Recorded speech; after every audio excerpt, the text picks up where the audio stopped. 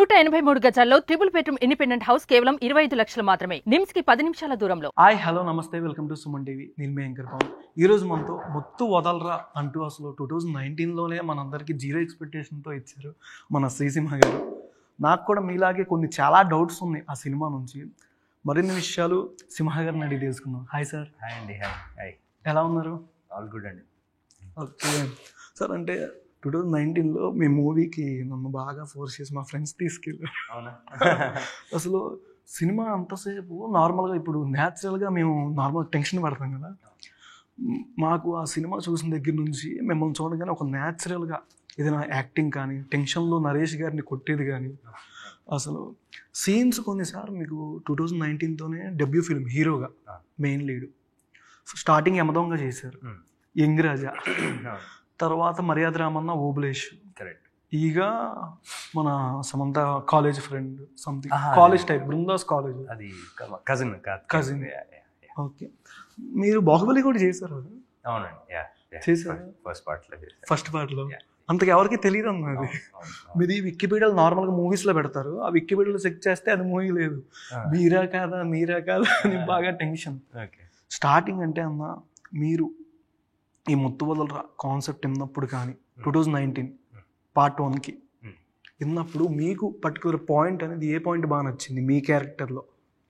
అంటే నా క్యారెక్టర్లోనే కాదండి, మొత్తం నాకు త్రూఅవుట్ సినిమాలో ఈ ట్రీట్మెంట్ మెయిన్గా నచ్చుతుంది. ఎందుకంటే ఈ కథ అనేది ఓకే, ఈ మనం అంటే అంత ఈ డెలివరీ బాయ్ ఇరకాటంలో పడతాడు, ఏదో ఇరుక్కుంటాడు సిచ్యువేషన్లో, బయటపడతాడు, ఇదంతా ఓకే, ఇదంతా ఎవరైనా రాస్తారు. బట్ ద ట్రీట్మెంట్ అనేది నాకు బాగా అట్రాక్ట్ చేసింది.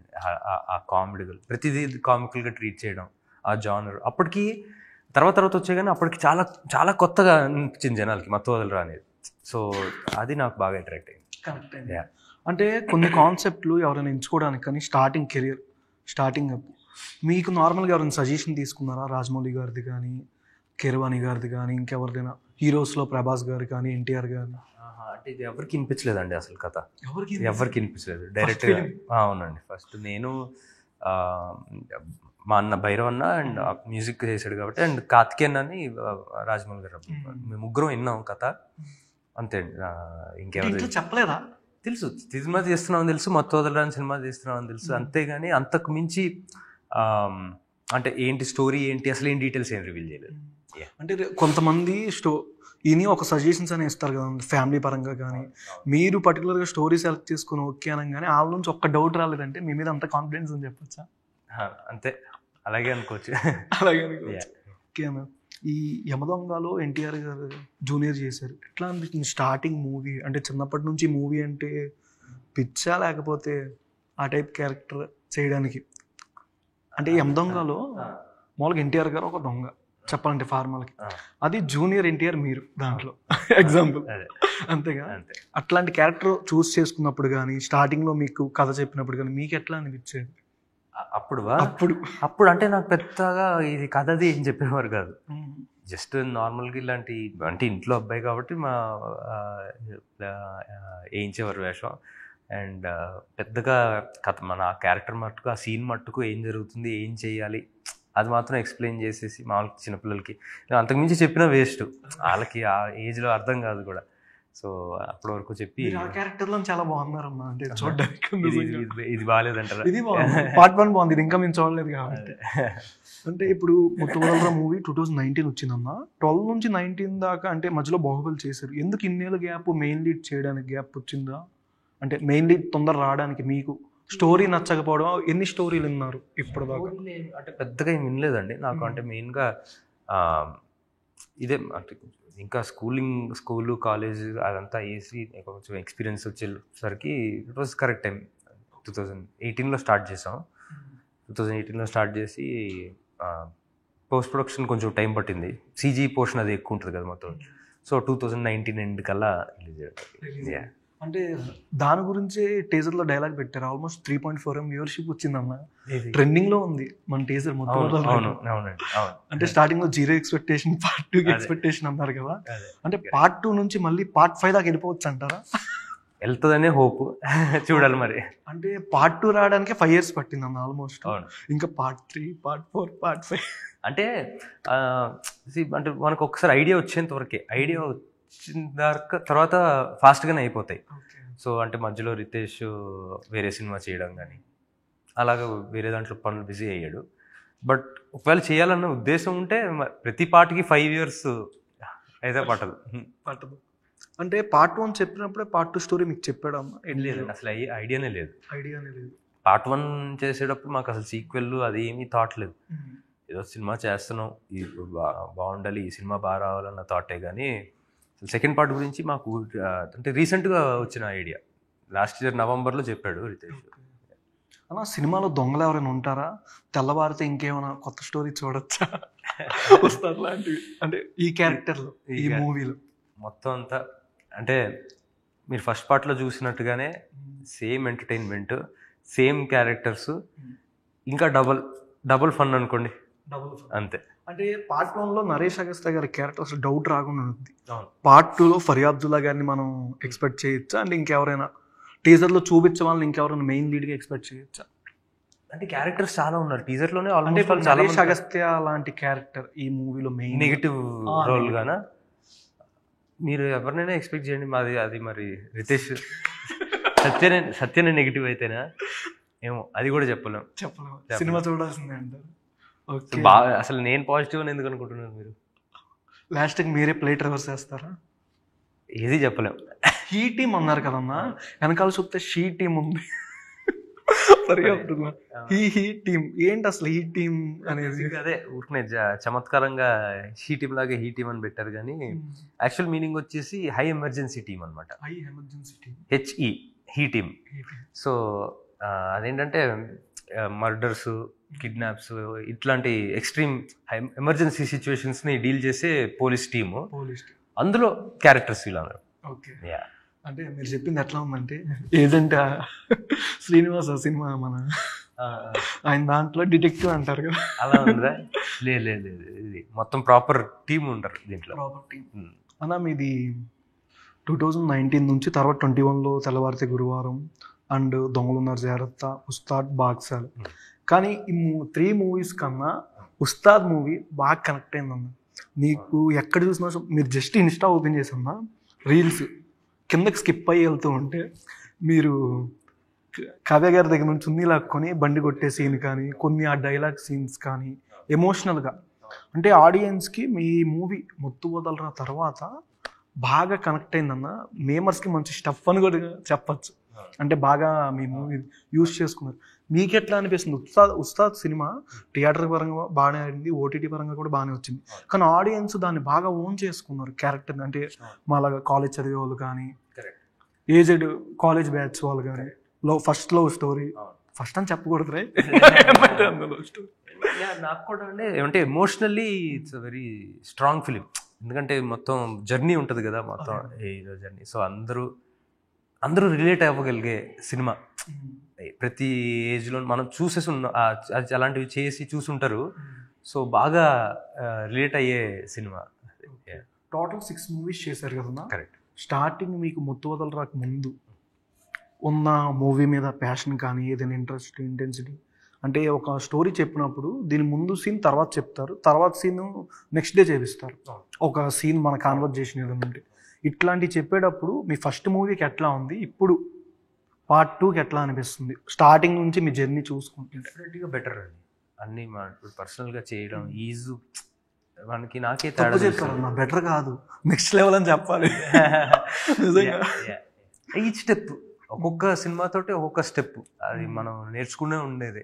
ఇంకా ఇప్పటికీ కూడా అది అంటే ఆ డిఫరెన్స్ నాకే క్లియర్గా తెలుస్తుంది. మీరు అన్నట్టు ఫస్ట్ సినిమాకి షూట్ రకరకాలుగా షూట్ చేయడం, సో ఇట్ వాజ్ అప్పటికి కొత్త. సో ఇప్పుడు అది చాలా బెటర్ అయింది. మీకు బాగా ఇష్టమైన ప్లేయర్తో ఆటోగ్రాఫ్ కూడా తీసుకున్నారన్నా?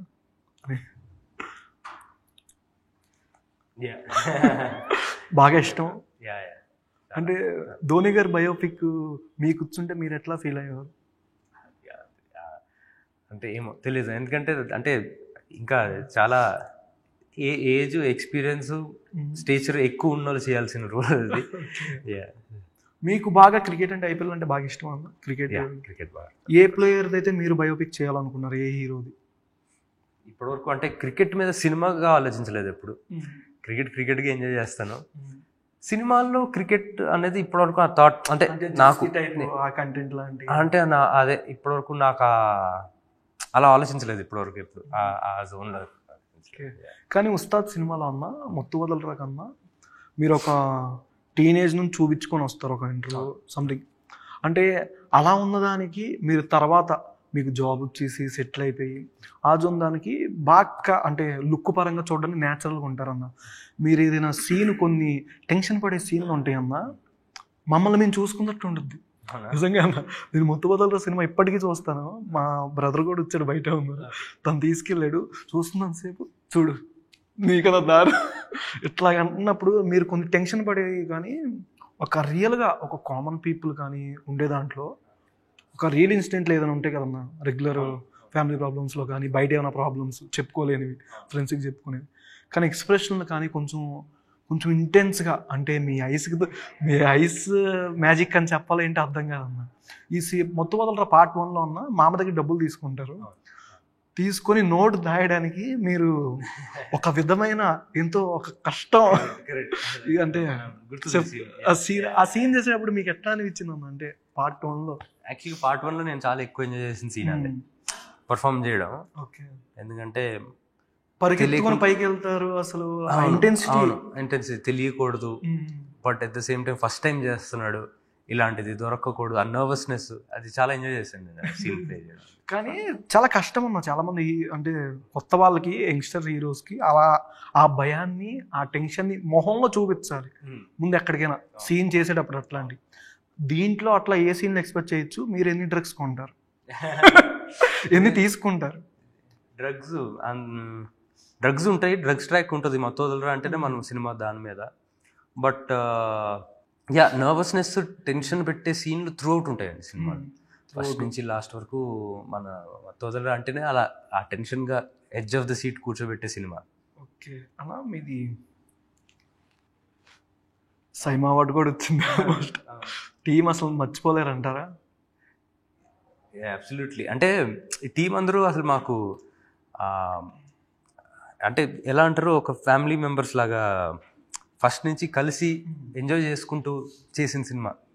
ఎవరు అంటే తెచ్చిపెట్టుకునేలా కాకుండా అందరూ ఫస్ట్ నుంచి ఫ్రెండ్స్గా ఉండి, వాళ్ళు రైటర్స్ తేజ, రితేష్, అందరూ ఫ్రెండ్స్ అనమాట, డిఓపి. సో అంత న్యాచురల్గా ఆ ఫ్రెండ్షిప్ ఉండేదన్నమాట సెట్ మీద. సో మంచి గారికి చెప్పారన్న పార్ట్ 2 షూటింగ్ ఎప్పుడు జరిగిందో కూడా మాకు తెలియదు.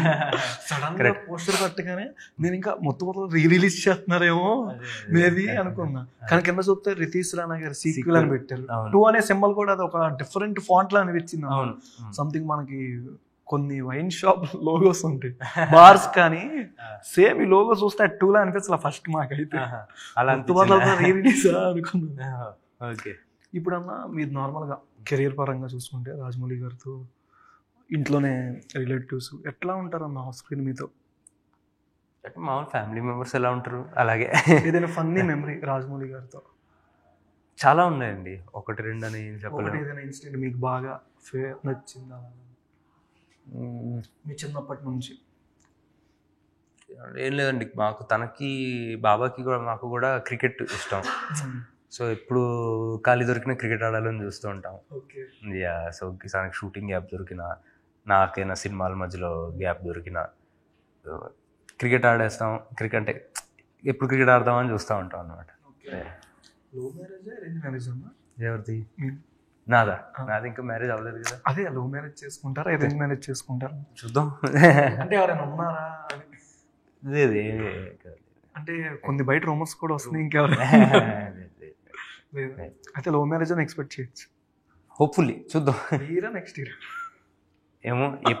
మనకి ఇప్పుడు స్పార్క్ వచ్చిందంటే ఎవడో ఆపలేదు, అది ఎప్పుడు వస్తుందో తెలియదు, దానికి రిక్వైర్మెంట్స్ ఏముంటాయో తెలియదు, సో చెప్పలేము. అలా చాలా సినిమాలు సీక్వెల్స్ అనేవి సరిగ్గా ఆడట్లా. ఇప్పుడు అంటే సీక్వెల్కి పరంగా పెడుతున్నారు, కానీ కంటెంట్ ఆడియన్స్ని థియేటర్కి దాకా రప్పించడం చాలా కష్టం అవుతుంది ఇప్పుడున్న దాన్ని బట్టి చూసుకుంటే. మీరు పర్టికులర్గా మూవీ ఇది ఆడియన్స్ వస్తారని కాన్ఫిడెన్స్గా నమ్ముతున్నారా? ఏం చెప్తారు? అంటే ఓటీటీకి ఎక్కువ ప్రిఫరెన్స్ వెళ్ళిపోతుందన్న ఇప్పుడు. లేదు అంటే నాకు కాన్ఫిడెన్స్ ఎందుకు ఉందని చెప్తున్నానంటే, నాకు చాలామంది మత్తోదల ఫస్ట్ పార్ట్ తర్వాత మెసేజ్లు పెట్టారు. ఏది టీవీలో వచ్చిన తర్వాత, ఓటీటీలో వచ్చిన తర్వాత చాలా ఎక్కువ రీచ్ వచ్చింది. ఇంకా థియేటర్ కన్నా ఎక్కువ రీచ్ దాంట్లో వచ్చింది. అరే అనవసరంగా థియేటర్లో మిస్ అయ్యామే, ఇది ఎలా మిస్ అయ్యాము, థియేటర్లో చూడాల్సిన సినిమా అని మెసేజ్లు వచ్చాయి. సో అంటే మత్తోదల అనే సినిమా అందరితోటి నవ్వుకుని, ఫ్రెండ్స్ తోటి, ఫ్యామిలీతో కానీ ఫ్రెండ్స్ తోటి ఎవరితోటైనా థియేటర్లో చూసే ఎక్స్పీరియన్స్ అది. సో అదే విధంగా మాకు ఇప్పుడు టీజర్లో కూడా టీజర్ రెస్పాన్స్ కానీ అలాగే సేమ్. సో ఆ కాన్ఫిడెన్స్ అయితే ఉంది. ఓకే. ఇంకా వన్ పిక్చర్ ఉందన్న, కాలభైరవ గారు అండ్ కార్తికేయ. కరెక్ట్. అంటే ఎట్లా ఫ్యామిలీ అందరూ ఒకసారి వెళ్తూ ఉంటారా ఎక్కడికైనా, ట్రిప్స్ కానీ మ్యారేజ్లకి కానీ అలాగా? అంటే ట్రిప్స్ కలిసి వెళ్తూ ఉంటాం అప్పుడప్పుడు. అది అంటే కార్తికేయన్ పెళ్ళి అప్పుడు దిగింది అనమాట. ఇప్పుడు అంటే మీది నార్మల్ ప్రొఫైల్ చూస్తుంటే స్టార్టింగ్ నుంచి కొంచెం చాలా డిఫరెంట్గా ఉంది. అంటే ట్రెక్కింగ్లు, ట్రావెలింగ్, దిస్ టైప్ ఎక్కువ, హిమాలయాస్, అదర్ కంట్రీస్. జనరల్గా ట్రావెలింగ్ అది బాగా ఇష్టం. ట్రావెలింగ్, ట్రెక్కింగ్, మౌంటైన్స్ ఇవి బాగా ఇంట్రెస్ట్. సోషల్ మీడియాలో బాగా తక్కువ ఉంటారు కదా? తక్కువ ఏమో అంటే పెద్దగా ఏమో నాకు చిన్నప్పటి నుంచి పెద్దగా ఇంట్రోవర్టే నేను. సో సోషల్ మీడియాలో కూడా పెద్దగా పోస్ట్ చేయను. కానీ ఉన్న బజ్కి చాలా మంది మీ ఐడీస్ మెన్షన్ చేసి పెడతారు, రిక్వెస్ట్లు చెక్ చేసుకోరేమో. అయితే చాలా మంది మేమర్స్ వస్తుంది, రీల్స్ పెడితే ఎన్ని మంది పెడతారు. అవి ఎమ్ముల్లో ఉంటాయి అన్న వ్యూస్. నేను అదేలే, నేను ఎక్కువ వాడను అసలు ఫోనే, నేను అది అంత వాడను సోషల్ మీడియా. సో అందుకని ఈ సినిమాలో మొత్తే కాకుండా రొమాన్స్ ఏమైనా ఎక్స్పెక్ట్ చేయొచ్చా ఫరియా గారు? స్పార్క్ ఉండాలని మీరే చెప్తారు కొద్దిగా. మత్తోదలరా అంటేనే థ్రిల్లర్, కామెడీ ఇస్తారా? పట్టుకుంటుందా ఇంకా మత్తు ఇప్పటివరకు ఈ 5 సంవత్సరాల్లో పట్టిన మత్తు అయితే వదిలిస్తాం. అంటే అమ్మాయి మొత్తం, డ్రగ్స్ మొత్తం? డ్రగ్స్ మత్తు, ఈ సినిమా మత్తు, ఈ మత్తు అన్ని. ఓకే అన్న, ఒక చిన్న ర్యాపిడ్ ఫైర్ ఈ రోజు గురించి, మీరు ఆయన గురించి గుడ్ క్వాలిటీ నేర్చుకున్నది అలాగా. రామ్ చరణ్ గారు very genuine person. Allu Arjun గారు నాకైతే ఆయన స్టైల్ చాలా ఇష్టం. ఇప్పుడు పర్సనల్గా కలవలేదు. ఓకే. ఎన్టీఆర్ గారు వెరీ లవింగ్, వెరీ టాలెంటెడ్, చాలా చెప్పచ్చు. చిరంజీవి గారు అంటే చిన్నప్పటి నుంచి అసలు ఆయన గ్రేస్, ఆయన కామెడీ టైమింగ్ ఇష్టమే. ఓకే. విజయ్ తలపతి గారు ఒక ఆరా మెయింటైన్ చేస్తాడు. ఆయన వచ్చారంటే అంటే ఒక తెలియని ఎనర్జీ. ప్రభాస్ అన్న లవింగ్, ఆయన అంత లవింగ్ పర్సన్ చాలా రేర్గా చూస్తాం. క్రష్